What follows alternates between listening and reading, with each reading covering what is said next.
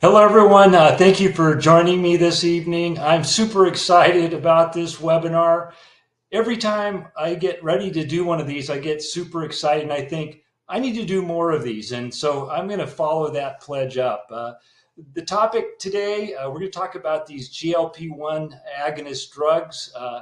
I'm going to share with you what I think you need to know. And we're going to have a question and answer section at the end. And I love those sections. And if you have a question, you might want to write it down. I'm probably going to answer it during my presentation. I'm going to keep my presentation hopefully to about 20 to 25 minutes, so we have plenty of time for questions and answers. You can see the agenda here. It's aggressive. We're going to cover a lot of different topics. There's a chat box. You can chat publicly, or if you want to send me a question or a message privately, you can do that as well.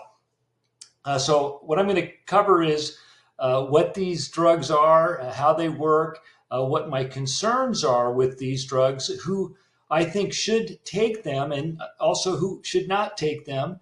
And I'll give you some questions that you should ask yourself before taking these drugs. And I'll give you some natural alternatives. And as I said, we'll have plenty of time for questions and answers. So in the sign up section, I encourage everyone to get to my website or get to iHerb's website and read this article that I wrote on GLP-1 agonists. I offer some recommendations if you're going to take these drugs, how you can deal with some of the side effects, how you can achieve optimal nutrition. I talked a bit about this new product that I helped develop called Collagen Up Plus. It tastes fantastic. It's really a superior collagen peptide source. And there's some additional nutrition in there in the form of free-form amino acids and prebiotic fibers that really promote exceptional gut microbiome function. So anyway, be sure to read that article. There's a lot of good information there. What I want to do today is give you more of my opinions on these drugs that maybe I wouldn't feel comfortable putting in an article like that. But as I said, I want to get to your questions. This webinar is really designed for those people that have questions about these drugs. So first, let me define what these drugs are acting upon. They're acting upon a substance that is made within our intestinal tract. We have these special cells called L cells that manufacture this compound GLP-1. And what this compound does is it helps insulin work better, and that can lead to better blood sugar control. It also promotes satiety, leading to reduction in food intake, and it regulates the rate of gastric emptying. And it basically slows gastric emptying down. And sometimes it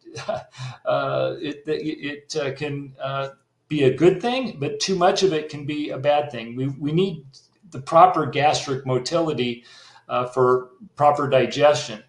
So these GLP-1 agonists, semaglutide, the most popular, Ozempic and Wegovy, but we also have Mounjaro and Zephound. These are drugs that mimic GLP-1. I'll tell you the difference in just a minute, but I will tell you that these drugs are showing great promise in helping people lose body weight. These drugs have been shown to help about 60% of people achieve a 20% reduction in body weight. And if we compare that to people in controlled studies using diet and lifestyle techniques, only about 10 to 15% of them are able to achieve this sort of weight loss. So these drugs, for many people, represent kind of a big cheat code, if we get to the video game analogy. But these drugs do have side effects. There are serious safety concerns, and you have to stay on them or you regain the weight. Most people regain almost all the weight after a year. If they take the drugs, lose the weight, and they stop taking them, they regain that weight. And so it's not a permanent fix. It's more like the drug companies are getting you hooked. So, what are my concerns? I believe in nature. I believe that nature has a wisdom that we always think we know better. I'm talking about humans, but over and over again, we learn the lesson about how beautiful, how harmonious, and the underlying reasons why certain things happen in nature. And our body makes this GLP-1 in response to food moving through our intestinal tract. It's designed to help nurture our cells. My concern is that in nature, in our bodies, when we make GLP-1, it's broken down almost instantaneously. We make it, then the body, it does its function, and the body breaks it down. That's how it's supposed to work. But these drugs, you get an injection and you get GLP-1 activation for a week. So we have nature, which produces it in surges, and it lasts a second or two. Then we have these drugs, and they last for a week. I think there's an inherent concern there in the mechanism of action of these drugs. These drugs also create a dependence. It's a perfect drug for the drug companies. It works. It produces the desired benefit. Yes, there's some side effects, but usually people put up with the side effects, and then they become hooked.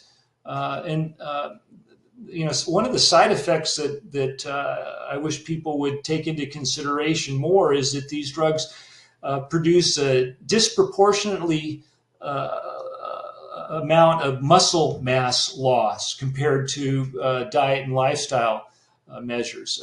You always run the risk of losing some muscle mass when you go on a weight loss program, and that's a problem because it's our muscle mass that's the fat burning furnace in our body. So if you go on a diet and you lose muscle mass, it makes it harder when you regain that weight to lose it, because you're not going to be able to burn that fat as easily. So, I also am very concerned that people are using these drugs as a cheat code, and they're not making positive changes in their diet and lifestyle that will provide long-term benefit and achieve what they should want, which is better health. Not just losing weight, but better health. And there's no cheat code for that. You have to do the work. Diet, lifestyle, attitude, they're all important, and there's no way around it. And so what I think the pitfall is to these drugs is that they do provide near miraculous weight loss, but there's a price to pay for that. I think there's some safeguards, and we'll talk about those when we talk about who should use it and how they should go about doing that. There are some safeguards that can minimize these negative effects, and hopefully people can lose the weight and then because they introduce some positive changes in their diet, lifestyle, and attitude, they'll be able to sustain that weight loss and not regain it when they stop taking the drugs. That's a key goal here. So here's some additional consideration. Obesity and health is a very complex issue. I'm going to touch on some things that are going to make you go, wow, that's really counterintuitive. Obesity increases morbidity. It makes us more susceptible for many health conditions. But if you're 50 pounds overweight, it only shortens your life expectancy by 3 years. And I'll show you some data that supports that. Does losing weight improve how people look and feel? Yes, it does. And it's very important. And I want to be sensitive to that. I think we've all, whether you like her or not, we all respect Oprah Winfrey, or we should. She's really an American success story. And we've seen her struggle with her weight. And now, she's back to where she was, I think, back in 1992 after she did a weight loss program then. And I hope that this will allow her to maintain that weight loss. I think she's 72 now, so I'd like to see that. If you don't know it, she took Ozempic and lost the weight.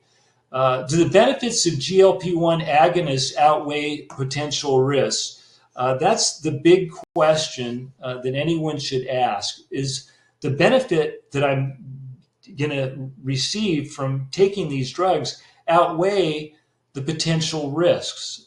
So we're looking at risk versus benefit analysis. Cost is a big factor for many people. These drugs are expensive, and they don't work in every person. Remember, 60% lost 20% of their body weight, but that means 40% did not. So they're not a surefire way of losing weight, but the statistics are definitely showing that they can produce weight loss. So let me talk about why people should want to lose weight. I think many people get caught up in just wanting to look better and be more attractive. And I get that it's important for self-esteem and feeling good about yourself. But I think health should underlie a lot of our diet and lifestyle decisions, more so than looks. So these are all the health conditions that have been linked to obesity. Cardiovascular disease has been highlighted a lot, diabetes, metabolic disorders, also stress on the joints. You've got not only increased risk for stroke and heart disease, you've got problems with delivering oxygen to lots of other tissues, and that leads to all sorts of disruption in function. You get an increased risk of depression, dementia, hormonal disorders, fatty liver disease. The list goes on and on and on. So obesity increases morbidity, disease, and illness. So no question about that. So on the flip side, if people achieve ideal body weight, their chances of developing these conditions lessens. And if they have these conditions, often achieving ideal body weight is curative. So we're going to see a lot of benefits in health if people become closer to their ideal body weight. This chart is, again, kind of counterintuitive because of what we've been told about the perils of being obesity. Oh, you're going to get diabetes and heart disease and cancer, and you're going to die much earlier. But what this chart shows us is that being underweight is just as bad as being obese. This is a study looking at mortality risk in the United States. So we're not looking at, severe malnutrition, but being underweight, especially in smokers, is associated with early death. And I've got a theory on that. I'm going to touch on that. So what I want to get across is that it's not about living longer as being an objective to losing weight. It's about living better now. And sure, there might be some short-term pain in weight loss, but the long-term benefits are profound. And you can start feeling better sooner if you get that weight off sooner. So there's a lot of benefits to rational, effective, safe weight loss. Does that include these GLP-1 agonists? I think so for some people, and I'm going to tell you who those people are. But I want to show you another slide that really was an eye-opener to me, and I want to take a little time on this because I need to explain why this slide is telling us something that we need to take into consideration with weight loss. Okay. This study is looking at BMI, body mass index, and mortality in the metabolic syndrome. The metabolic syndrome is associated with obesity, abdominal obesity, high blood pressure, high triglyceride levels, high blood sugar levels, but not quite the level of diabetes. You have to have 3 of those 5 issues to be diagnosed with having metabolic syndrome. So this study showed that the people that died, that had the highest mortality rate, almost near 50% after 150 months, so more than 10 years, were people that were normal weight that had metabolic syndrome. What's going on there? I'm going to tell you.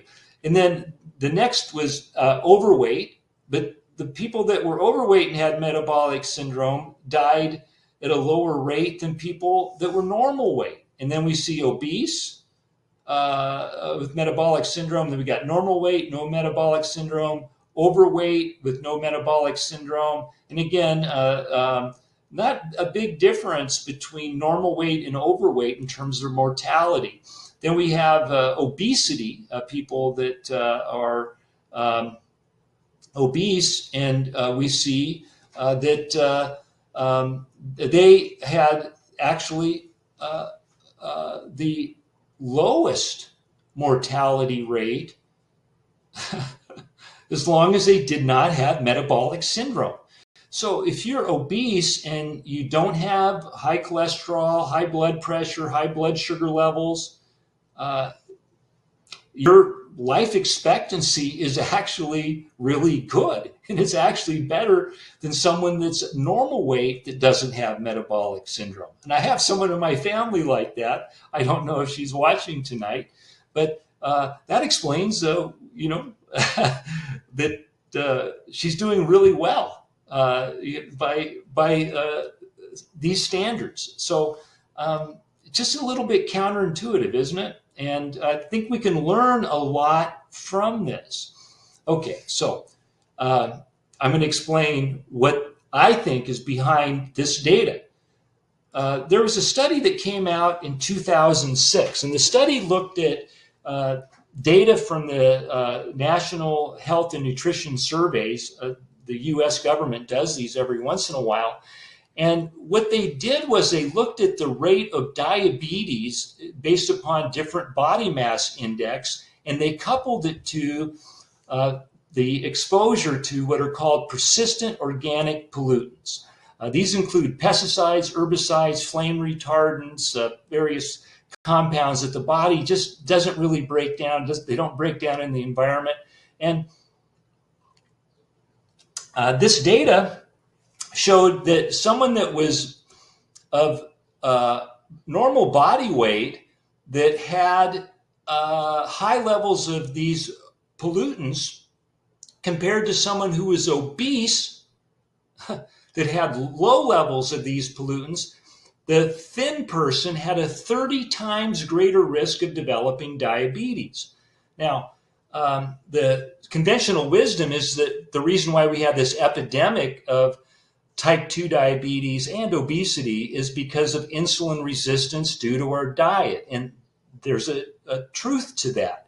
But another truth is that the ever increasing load of environmental toxins is contributing to this epidemic as well. So we can see that, so what this chart is showing, 3 groups, people that are less than 25 body mass index, so thin people, 25 to 29, overweight but not obese, and then greater than 30, that's obesity. And then they divided people based upon their level of exposure to pesticides, and they measured this in their blood, and they found that not a single pesticide was the culprit, but when combined, it produced an additive effect. And you can see that in the group called G5, they had the highest exposure. People were going to get diabetes pretty much if they had ideal body weight, if they were a little bit overweight, or if they were obese. The more weight they carried, the greater their risk of diabetes. But the point that I'm making here is that I think this explains the previous slide. And what the previous slide showed that was that normal weight people with metabolic syndrome, so they had some sort of insulin resistance. I think that insulin resistance is due to environmental exposure to And that includes diet. So diet and environmental exposure to pesticides, herbicides, and other toxic compounds. And there's great individual variation in the detrimental effects of these compounds on our metabolism, our health, and our likelihood of developing obesity. So it's a very complex issue. But I think the reason why obese people that that didn't have metabolic disease, why they lived longer is that they were in this low group here that didn't have the pesticides and the other persistent organic pollutants. So I spent a few minutes explaining all this because it drives home an issue. And the issue is that many people develop obesity and type 2 diabetes because of this kind of load of dietary intake of these persistent organic pollutants or environmental exposure. And if we don't help those people deal with those toxins, when they start losing weight, if they're breaking down fat cells, our fat cells are the place where those compounds are being stored. So I think there's some potential risk there in not supporting those people through diet and proper supplementation to help them detoxify as they start releasing more of these toxins back into their bloodstream. So that's the whole point I'm making here. So who should consider these GLP-1 agonists? I think they work best in people that have a BMI over 35. So that means people that are 40 or 50 pounds or more overweight.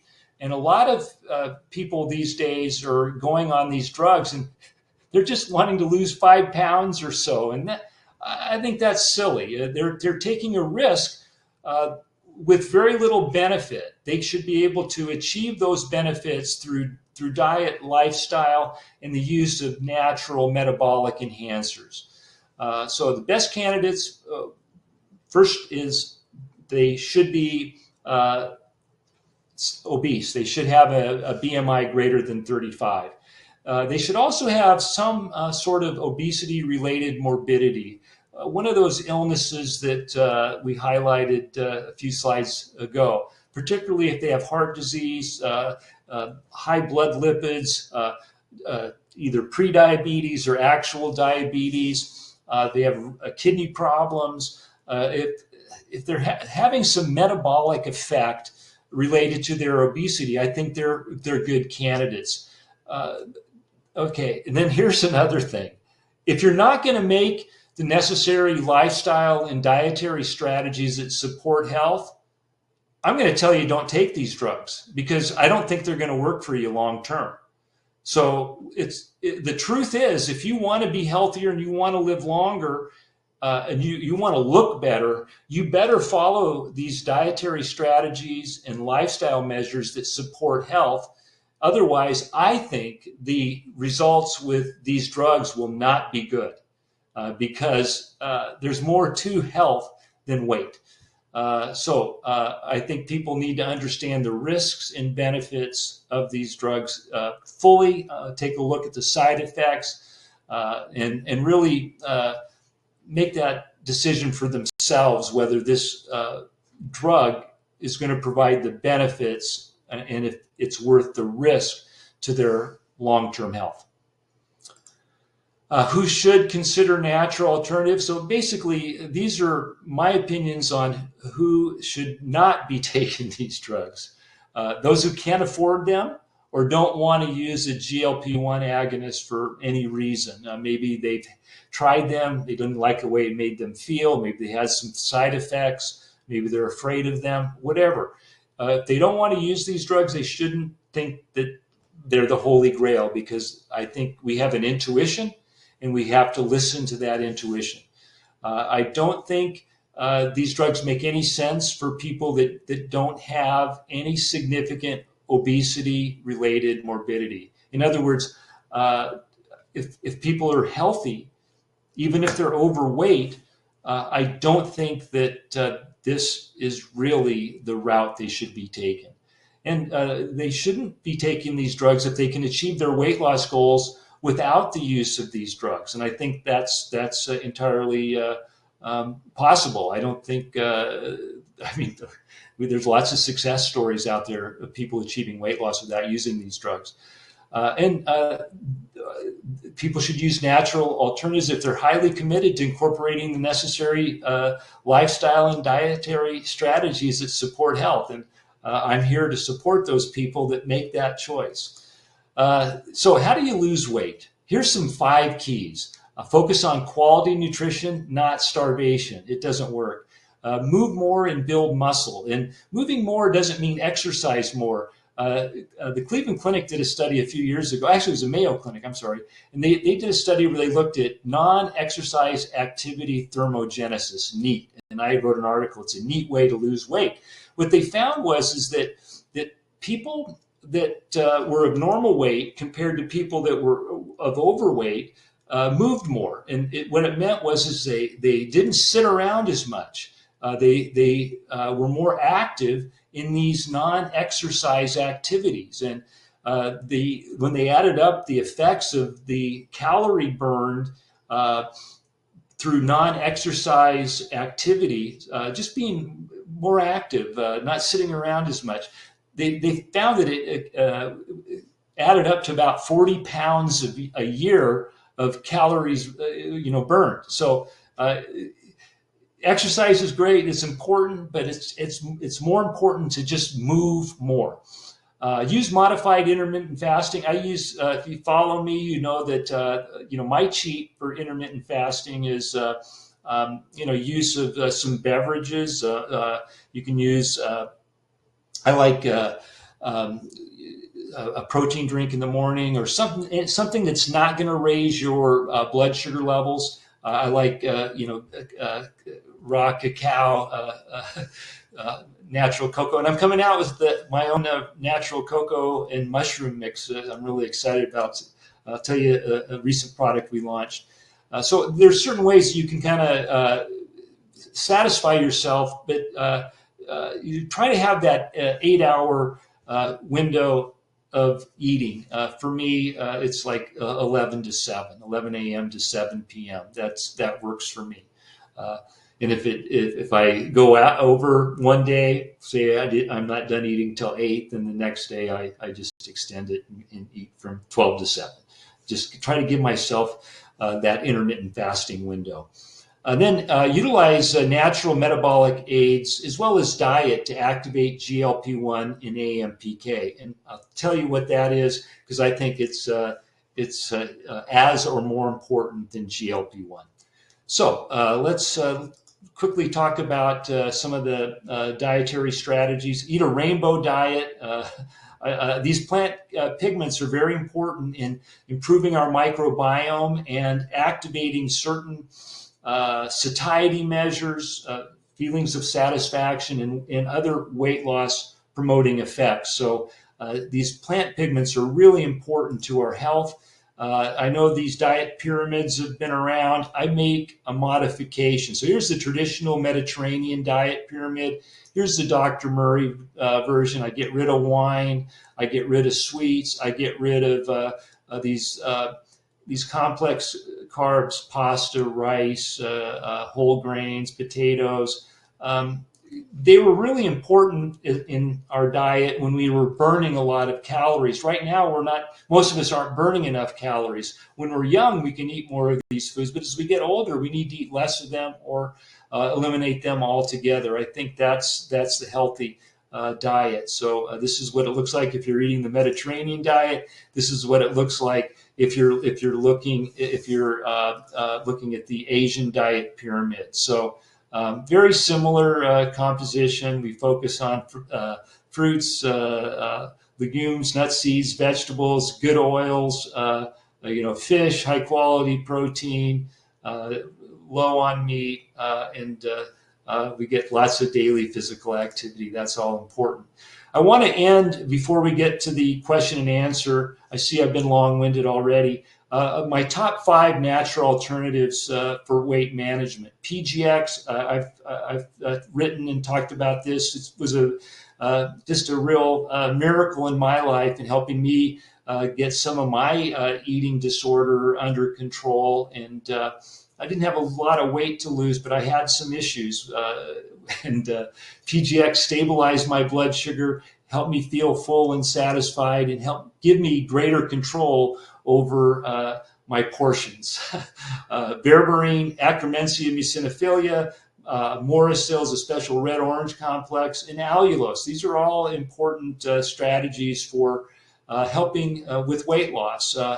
I mentioned this AMPK. This is an enzyme that is really important to our metabolism. Low levels of AMPK lead to decreased numbers and function of our mitochondria, leads to increased abdominal fat, visceral obesity, systemic inflammation, insulin resistance, and elevated blood sugar levels, elevated cholesterol and triglyceride levels, and cellular degeneration. So you can see why I'm telling you that this is probably more important than GLP-1.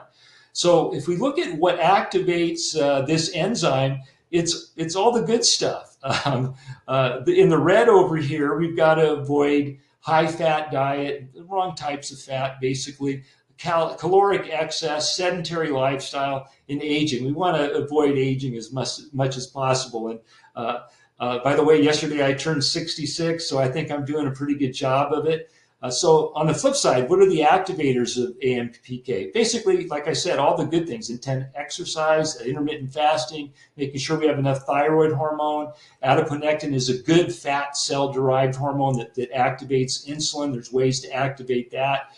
PGX, this is a dietary fiber matrix that I helped develop I think 20 years ago now, and I think it's still the most important natural product out there because it's a real answer to blood sugar volatility, high blood sugar levels. It's very helpful in promoting satiety and reducing portion size. It helps stabilize blood sugar levels. It's really the real deal when it comes to supporting people with their weight loss goals.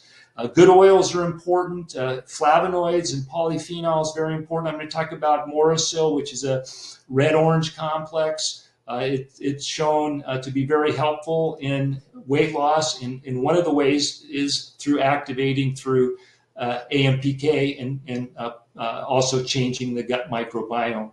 Curcumin has benefits. Everyone's probably heard of berberines being sold as the nature's Ozempic.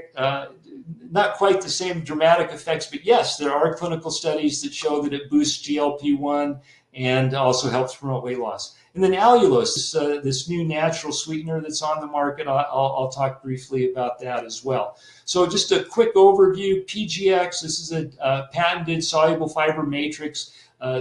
3 natural fibers are bound together to produce a new fiber. It's the most water-soluble fiber known. And so when you ingest it, it binds water, that fills you up, and it tells your brain you're full. It leads to the release of compounds as well that tell your brain you're full, and it also boosts GLP-1 levels. It's probably the best natural GLP-1 enhancer because it not only stimulates the cells to release GLP-1, but it promotes the increase in the number of these L cells. So the more PGX that you use, I've been using it for 20 years, the more L cells that you make, and the more L cells that you make, and if you are eating the good foods, the more GLP-1 you're naturally going to produce. And I think that's why I've been able to keep my weight off and stay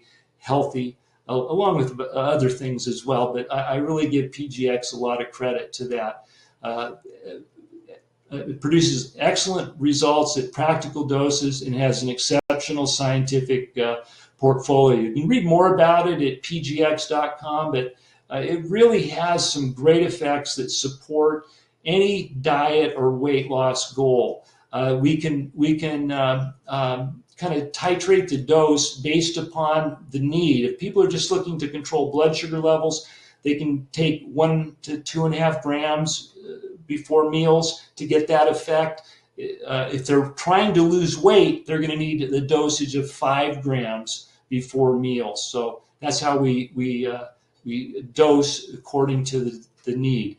It does cause some flatulence or looser stools in the beginning in about 10% of the patients. So that's something to be aware of. And it's important to take your medications like metformin or some of these that you take with food. You need to take them away from when you take your PGX. So take medications 1 hour before or after PGX. It does not affect any nutrient absorption. Next, let's talk about berberine. Gosh, it's exploding. It's going to be as popular as curcumin. It'll be the most popular botanical in the marketplace very shortly. And that's based upon all this research.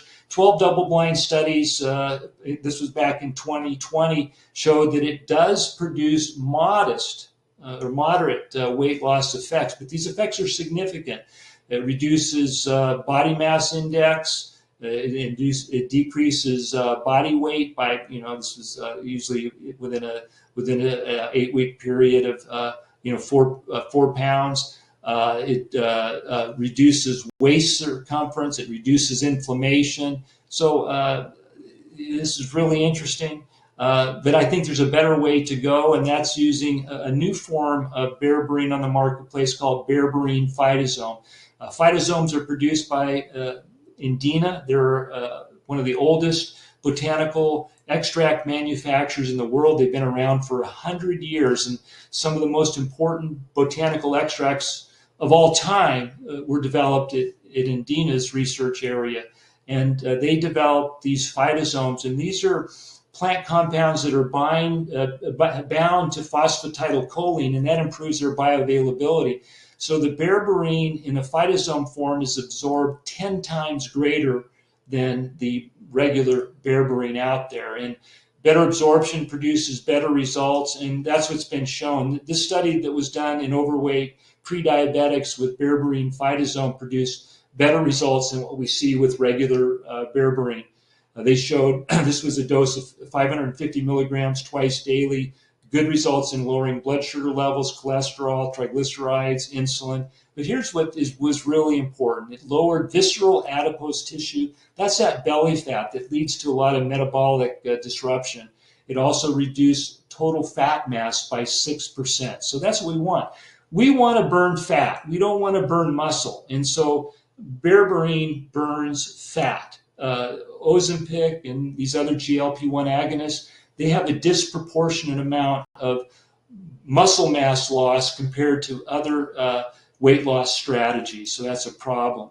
Berberine improves the gut microbiome, and that's a key factor in its weight loss promoting effects, as well as its ability to lower blood sugar levels and blood pressure and really help people lose weight. It does this through stimulating the growth of a bacteria called Akkermansia muciniphila. This is going to be a hot topic these days. I've been writing about it and talking about it for 7 years now. It's a true microbiome superstar. It's critical to the health of the mucin layer of the gut lining. Higher levels of Akkermansia muciniphila in our microbiome are associated with lower rates of obesity, type 2 diabetes, inflammation, and other metabolic disorders. Interestingly, the heat-killed version is more effective than the live. So a pasteurized Akkermansia is more effective than a live. And it's because there's a protein that is found in the exoskeleton of this organism that's released and made more bioavailable when it's heat killed. So you want to look for the pasteurized version. And basically, when we have a low level of Akkermansia muciniphila, we have a lot of intestinal inflammation and a leaky gut. And that's what creates the fatty liver, the metabolic derangement, the insulin resistance, and the weight gain. So by tightening up that intestinal lining, we go from fat to skinny. This has been shown in some clinical studies now. This study here was really the first, and by chance they just happened. They were planning on developing the live bacteria as a probiotic, and they decided to have a group that took the pasteurized or heat-killed version. They thought that would serve as the placebo, and what they found was the heat-killed actually outperformed the live. And this was really the start of more and more people understanding the benefits of postbiotics.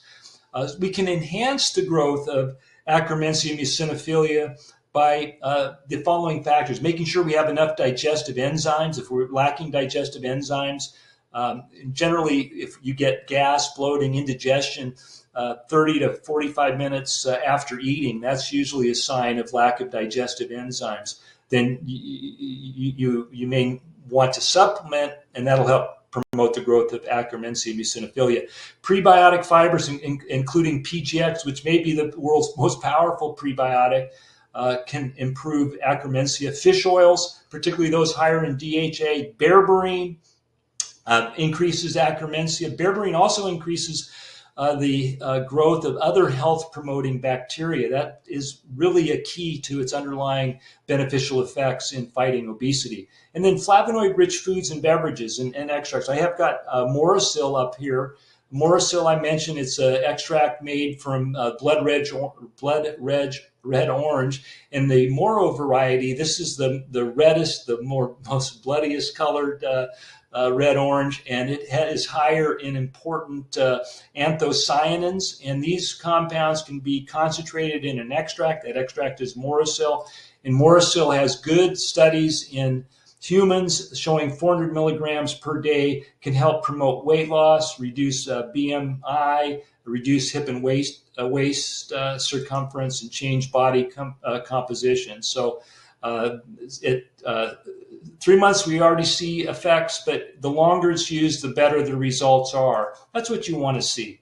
You want to see something that's safe, it's effective, and it takes a little time. So I know everybody wants everything tomorrow, but sometimes the slow and steady wins the long game, and that's what we really want, the long game.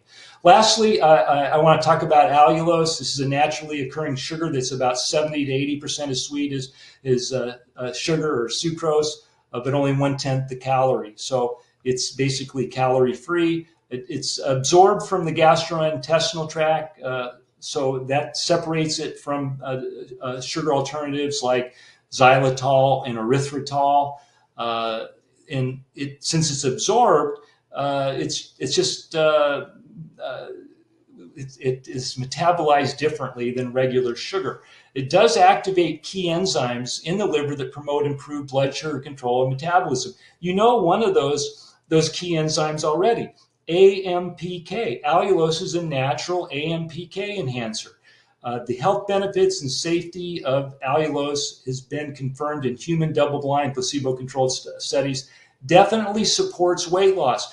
All these other sugar alternatives, particularly these synthetic forms, they promote obesity because of altered microbiome. They disrupt the microbiome, and that leads to a counterproductive effect. People that are overweight choose these synthetic sugar alternatives, and they end up gaining more weight.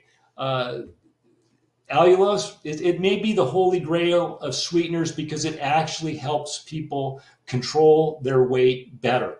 So I just came out with a allulose product. It took me 3 years to develop this product. I worked on it with a friend of mine, and it's different. We granulate it different, and as a result, it has this same mouthfeel as sugar. And it's a true 1-to-1 ratio to sugar. It measures like sugar. It tastes like sugar.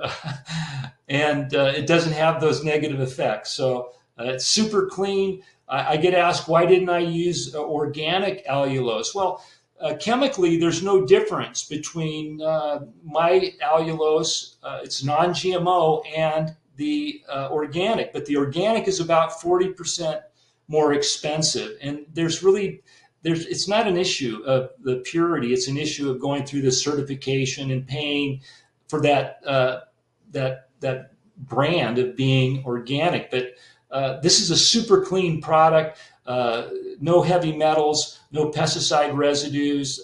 This is a really super clean product, and it's got the best value as well. You can look at when you compare ounce to ounce and the cost, we're the best. So anyway, I love this product. If you haven't tried it, give it a try. I think you'll love it. And I think that's it. I think one last thing. We have kind of our standard packaging for our superfoods, but I'll be coming out with some dietary supplements, and so we're going to have a different label, but we're also considering that we might want to switch all of our products to this new label. So we'd like to get your feedback in letting us know which label you like better, the label A or the label B. This will be really helpful for us. So I hope you can help us out there and let us know which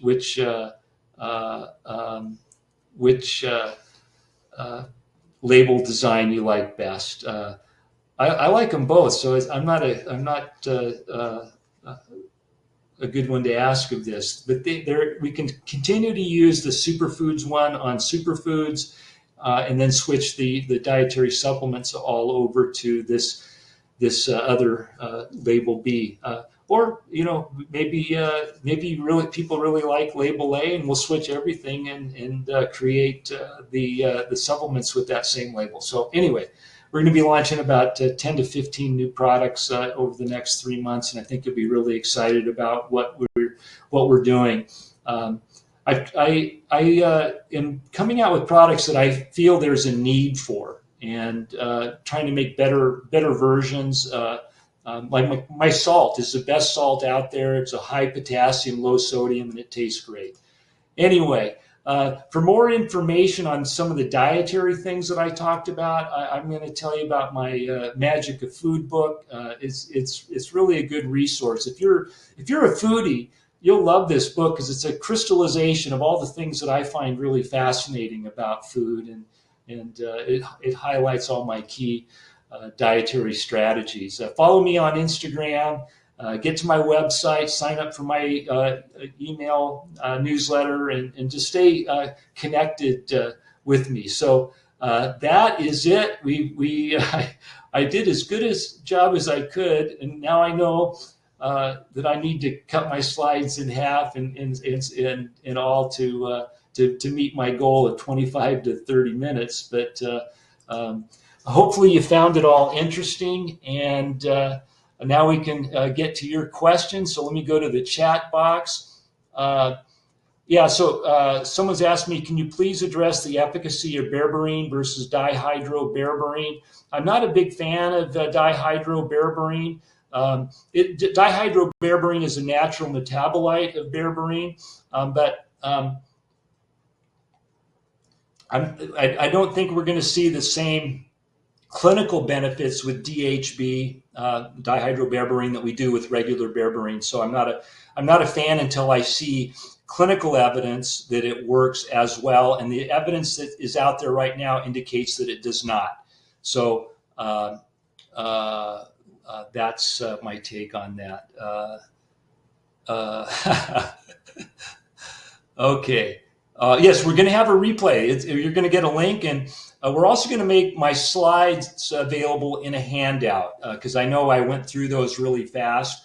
We'll place the webinar on my YouTube channel as well, so that who might be interested can get to the webinar. So let's see. Bob clicked on, I think he meant PGX. D and X are close to the same on the keyboard, so maybe that was it. But hopefully he got back in. Let's see. Yes, yeah, good. Yeah, very good. Thank you for your comments. So organic products lack natural nitrates that increase nitric oxide. Well, I don't know what you mean by that, because I said to take more superfoods. Two of my favorite superfoods are beet powder and spirulina powder. I've done some videos with spirulina. I've written about it as well. This is kind of the first superfood that I became aware of. Brewer's yeast was another one. But spirulina is a superfood, and look at only 10 calories, 30 calories per tablespoon. It's a great addition to any smoothie. I kind of alternate my smoothie choices, but one of my favorite smoothie choices is I'll use some vanilla whey protein, some vanilla whey protein, some matcha and spirulina powder, and some frozen green bananas to get the resistant dextrin and the prebiotic benefits of bananas without as much effect on blood sugar levels. Oh, and I'll also add PGX to that. I like the PGX in granules. You'll see it out there in capsules. The capsules don't work as well, and they're much more expensive. The most effective and cost-effective way to use PGX is getting in the granules. It also comes in stick pack, but there's a little scoop in there, and one scoop provides 5 grams, and there's a lot of servings in here. This is a good value, and that's always a good thing out there in the supplement world. Carolyn asked me, what do I think about gummies? I didn't pay her to ask me this question, but I'm coming out with my own line of gummies. And guess what the gummies are sweetened with? They're sweetened with my allulose monk. So I think they're going to be health promoting gummies. And we've got 6 gummies that we're going to be coming out with. Give us some time. I think it's probably going to be maybe 6 months. So it's going to take a little time to get everything right. When you're coming out with things that have to taste great, it takes some time.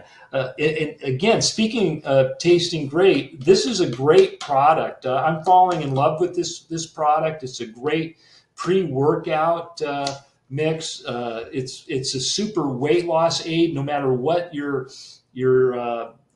doing to try and lose weight, because it's providing those free-form amino acids along with the collagen peptides, so it becomes a complete protein, and you're giving your cells that high-quality protein that they need, especially during a weight loss program, or taking these GLP-1 agonists. Okay, good. Jax made a note. He said he hadn't seen the same benefits with DHB as regular berberine. Very disappointing, especially given the higher cost. Yeah, sometimes things might look good theoretically, but that's why we do clinical studies. And I mentioned the berberine phytosome. It's not only a good idea conceptually; they show that it raises blood levels of berberine more effective than regular berberine, but you have the clinical data that shows that it produces better results clinically. So it's a real win. Oh, wow, okay. So we got someone in Japan, and are you? I would recommend. Oh, yeah, I don't know. I don't know what. Maybe contact iHerb if you're in Japan and you're not seeing the articles or being able to order some of these products. Contact the iHerb customer support and see if you can do that via email, and see if they have a workaround, or even just seems like you should be able to access the U.S. site. Maybe get a VPN and do that. Rob Elise is asking the milligrams of Morasil, 400 milligrams. Oh, and we put a link to a product on iHerb called Nugenix Thermo. It contains the full dosage of the Morrisil, along with other metabolic activators. I look good. I don't know. I've never used the product or any of the Nugenix products, but it's a popular brand, and it was I thought it was the best that iHerb had on its site in terms of Morrisil. Lee's asking, what is the collagen powder, please? This is what I held up. It was the Collagen Up Plus. It's a marine collagen, and it's naturally flavored watermelon yuzu. So it's got a great taste. I love it. Here's Dina's question. Is it possible to lose and maintain weight loss long-term with lifestyle changes? Diet is, I think, more important than lifestyle. We need the lifestyle. It's hard to say one's more important, but many people try to exercise their way to weight loss, and it's very difficult. You've got to reduce portion sizes in most cases. You've got to feed your body the right nutrients. I said that the key is improving the quality of nutrition. It's not starving yourself thin. Starving yourself thin doesn't work. Your body just shuts down and stops burning calories. We need to understand that. You have to keep that pump primed. You have to focus on those foods and dietary strategies that promote weight loss, activate GLP-1, activate AMPK, and the dietary pyramid that I gave you will do that. It is composed of foods that do those beneficial things and much, much more. So, yes, you can achieve long-term permanent weight loss through diet, lifestyle, and supplementary measures. I think it's very difficult to do it with just diet and lifestyle. I think supplementary measures are critical. PGX, I think, is the most critical dietary supplement to use to support weight loss. In addition, I like some of those others that I mentioned. I like high quality protein as well. You gotta feed those cells that high quality protein, or they'll shut down. I like berberine a lot, particularly if you have any comorbidity like high blood pressure, high cholesterol levels. If you have high blood sugar levels, then berberine is a very important aid to help you with those issues as well as the weight loss. So those are the key things. There's going to be a greater focus on promoting Akkermansia muciniphila, or utilizing heat-killed Akkermansia muciniphila over the next few years. The data is just going to be steamrolling. I went to the government's website called clinicaltrials.gov just to look to see what's coming down the road with research on Akkermansia, and I think there are over 30 studies that are being done. We also have to keep in mind that there are a lot of studies that are just looking at the actions and benefits beyond clinical studies. So lots going on in the area of research. Carol is asking, let's see, there's questions. Yep, she said hello from Missouri. I think hey, I see some people that I know. Nice to see you, Pat. I think of you fondly, my fellow Oregonian. Let's see. Bettina's asking about berberine lipomycel. This is a product that was developed by Natural Factors, and I'm a big Natural Factors fan, as everyone knows. They have shown good results with their quercetin lipomycel in terms of better absorption and producing some benefits. They haven't done quite the level of research with the berberine lipomycel, but I would, I think when they do, it'll be equal to or superior to the phytosome. I believe in that lipomicelle technology. Let's see. Yeah, so if you're on any sort of oral hypoglycemic drug or Ozempic for diabetes, type 2 diabetes, or other injectable for type 2 diabetes, you can utilize PGX, and you can also utilize berberine. I should probably do a whole webinar on berberine because there's so much research. I mean, I could lecture for 8 hours or more on berberine because it has so many mechanisms of action and there's so much data. In studies with type 2 diabetics that were on metformin, they found that adding berberine to metformin increased the effectiveness dramatically. So they got an additive effect. Every patient on a statin drug should be taking berberine. Berberine counteracts a very negative effect that statins have on LDL cholesterol metabolism. So it's very important that people that are on these statins take berberine as well as coenzyme Q10. Oh, Dina says she'd love to see a webinar on berberine. Please do one. I will. I'll make that my next one. I'll do it in a couple of weeks. These are a lot of fun for me, and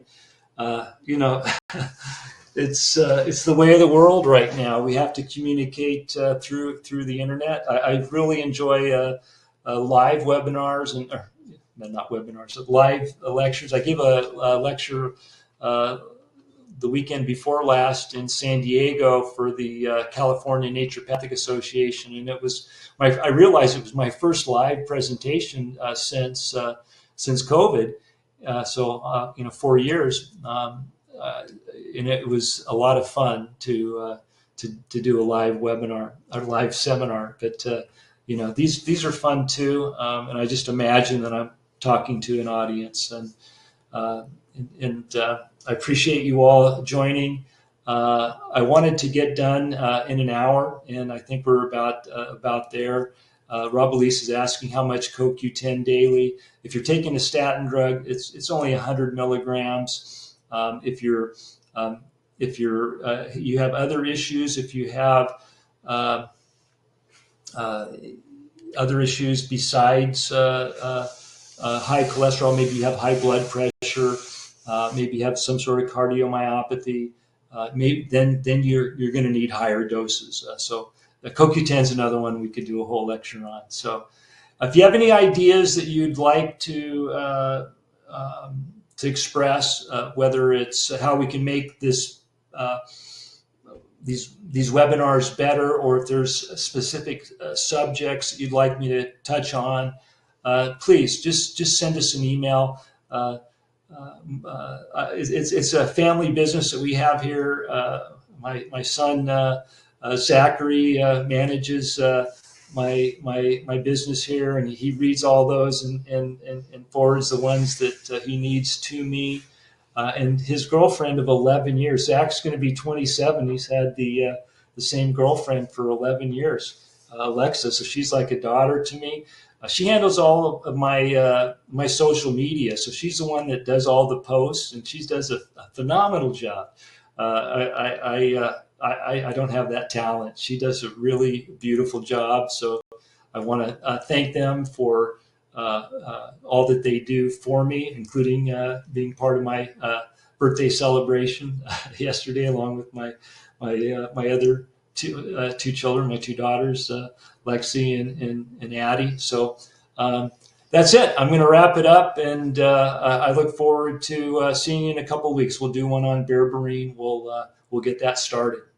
So in good health, take care of yourself. Until next time.